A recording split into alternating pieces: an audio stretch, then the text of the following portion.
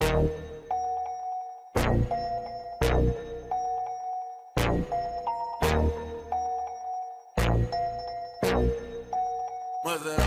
that I'ma ride for my motherfucking nigga. Most likely I'ma die with my finger on the trigger. I've been grinding that side all day with my niggas, and they ain't going in.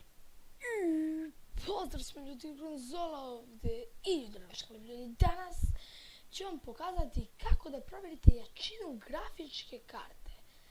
Sada, na Windows XP je drugačije, da ću vam pokazati za Windows 7, 8 ili bilo koji drugi Windows, samo da nije XP ili Vista.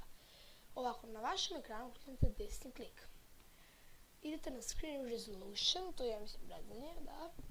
Idete na Advanced Settings. I evo ovdje vam piše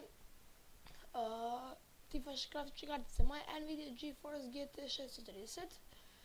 Memorija, imate ovdje chip type, that's type, adapter string, to, onda graphics memory, 3 GB RAM-a, video memory, to je 1 GB RAM-a, system video memory mi je 0 MB i shared system memory 2 GB. Tako da moja grafička ima oko 2 GB RAM-a. Eto, sad ovdje imate monitor, 60 Hz, imate i properties čak ovdje još. Imate ovo. Što je ovo, nisam vidio, nije bitno. I tako, to imate. To je grafička karta, sad vi ovdje možete zamijeniti šta hoćete. Pogledajte mi se da ovo. Idete na ok, vidite kako mi sad izgleda.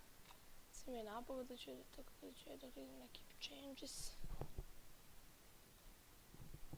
I ja što sam to uradio ljudi. Resolution, landscape, apply.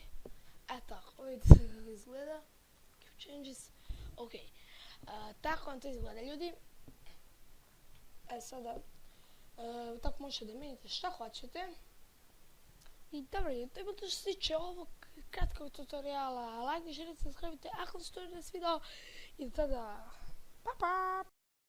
Work it, make it, do it, makes us harder, better, faster, stronger. That don't